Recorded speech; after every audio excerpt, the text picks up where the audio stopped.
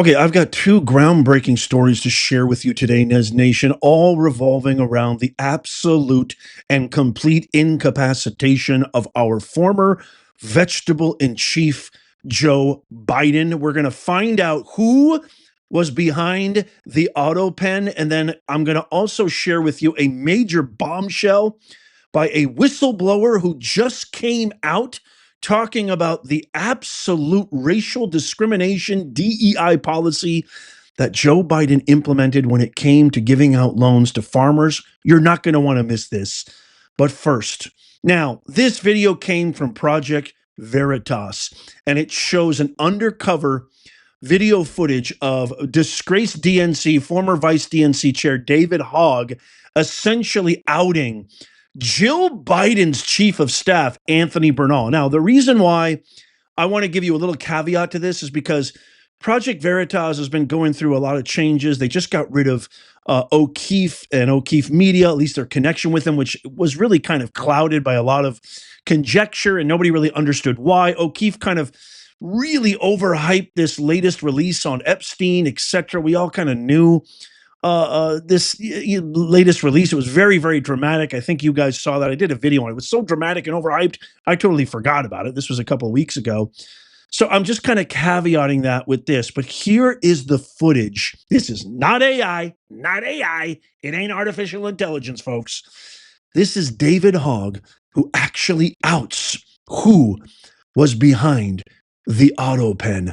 Check this out. The question for me is like, how corrupt is the DNC if so many people knew, or few people knew about Biden, well, the president of the United States? I mean, I think the fact of the matter is the DNC is always going to be like a campaign arm of the president, ultimately.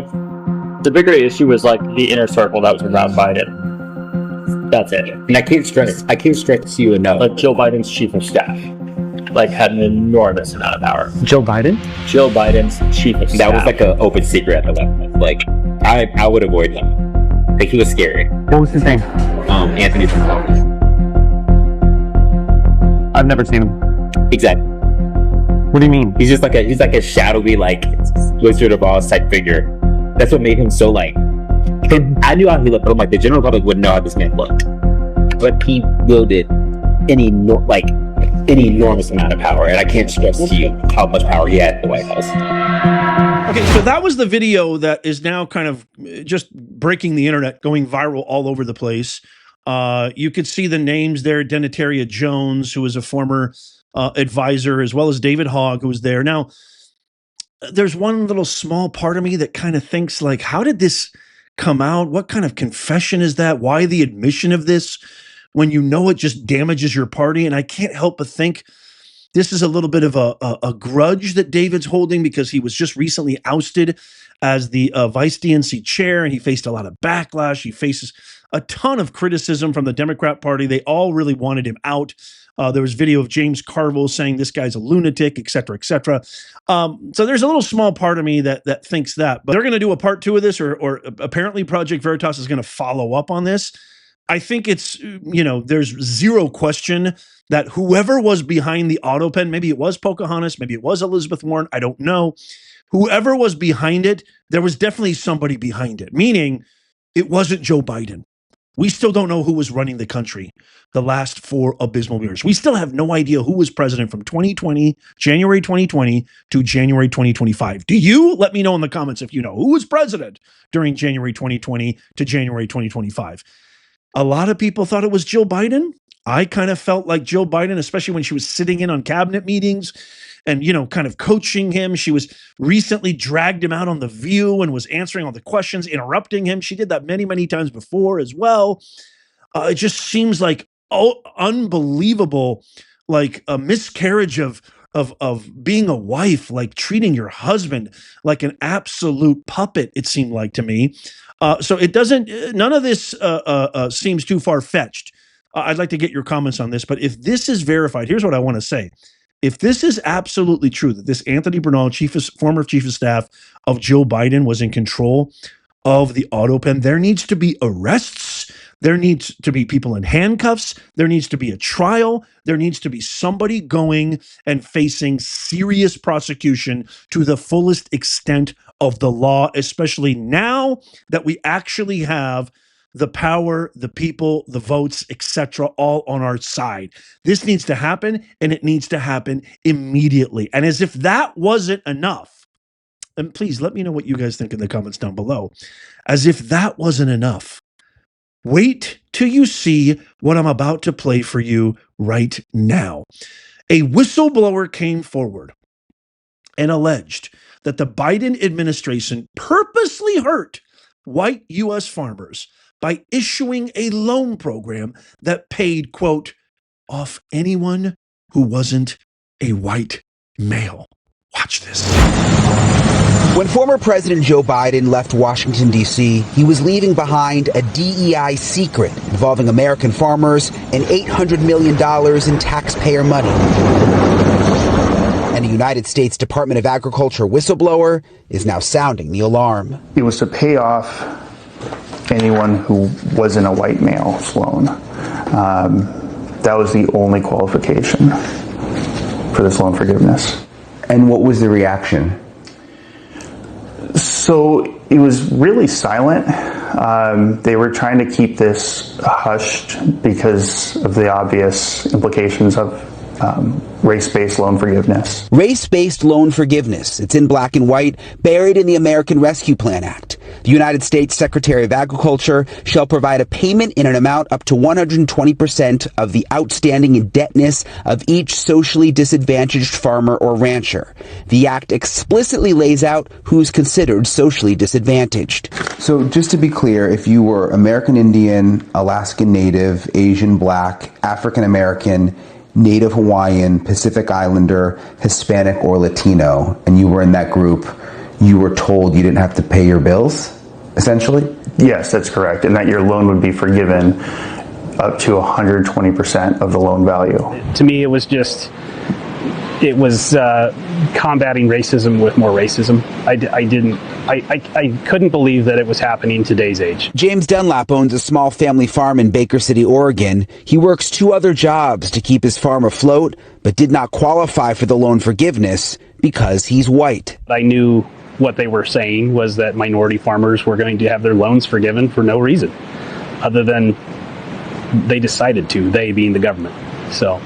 And how much money they had nothing to do with it. As far as I understand, not at all. It wasn't about hardship. It wasn't about financial situations at all. It was purely what box you checked under that ethnicity line on your application. If you checked a non-white box, you got the free money, no matter how rich you were. James and other white farmers sued the Biden administration and were successful. The loan forgiveness for any farmer who's not white was stopped. The judge writing in his decision, it was an actual constitutional harm that cannot be undone. And James and other white farmers will suffer the harm of being excluded from eligibility for that debt relief program solely on the basis of his race. That harm he has shown is irreparable. But this is where things get interesting. The Biden administration was not ready to give up. They passed the Inflation Reduction Act to help farmers who couldn't pay their loans. It was supposed to help all farmers, but News Nation has learned all farmers were not told about it. News Nation obtaining a copy of this email that was sent out to share information about new payments and or loan modifications that may assist you. But here's the catch.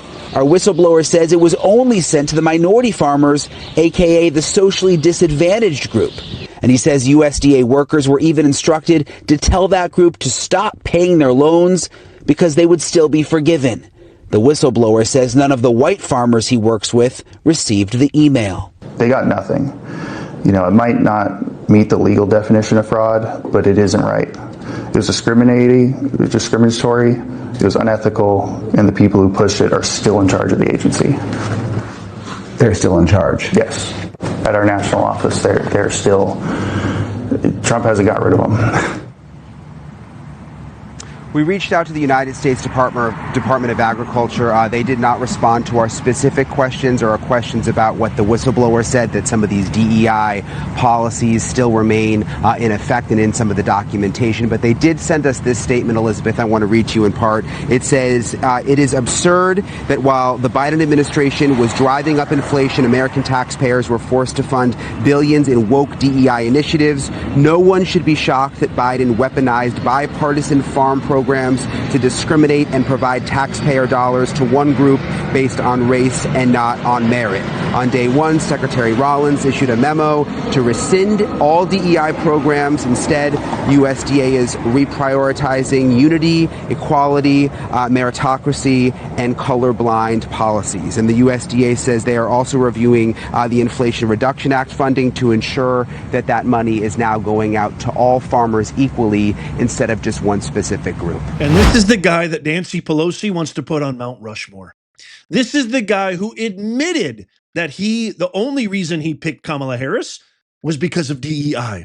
This is the person who advanced the worst policies and legislation that have literally crippled our economy, crippled every single sector, every industry, every facet of American life on the worst premise, on the arbitrary color and pigmentation of your skin, all in the name of diversity, equity, and inclusion, which its actual translation of DEI didn't earn it. It is literally reverse racism. Literally. Every single opportunity these hypocrites have, they inject race, they inject discriminatory practices and policies, they inject racism. Every single opportunity, every single time. This is the party of racism. And then you've got Scott Pelley at Wake Forest, turning it into Woke Forest, gesticulating and raising his arms and acting crazy. Oh, diversity is an evil word now. So is equity. So is inclusion. Listen to me, because I work at 60 Minutes, the most corrupt propagandist media around. I have a question for you, Scott. Do you stand for this? Do you support this? This is as un-American as it gets. He wasn't president. He was completely out of it even before he ran in 2020. We have no idea who was president. He was kicked out of re-election. They appointed, not elected, they appointed Kamala Harris, bypassing any primary, bypassing any constituent, bypassing any American voter. Now you know why? They raise their hands in fury. They foment violence at every turn. They encourage people to attack Tesla, they didn't denounce once, not one Cybertruck, not one Tesla vehicle being vandalized, being completely attacked in any way, shape, or form. Now you know why they raised such a fight?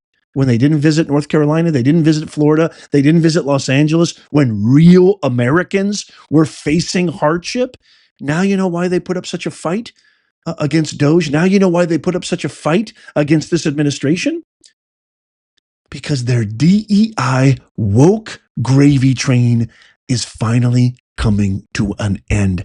People need to go to jail. People need to be in handcuffs. I want to see these corrupt anti-American Bolsheviks who have committed egregious acts of sedition, treasonous acts on the American people for lying, committing fraud, committing illegal acts, weaponizing the DOJ, money laundering, racketeering, you name it, they've done it. I want to see them behind bars. What do you say to that? Do you agree with me or disagree? Let me know in the comments down below. I'm so angry, I'm going to stop this video now. Thank you so much for watching. If you love America, tap the thumbs up. Check out these videos coming up on the screen right here, just in case you missed them. Tap my face right there to subscribe and follow. It's free. And as always, may God bless you and may God bless the USA and all who defend her.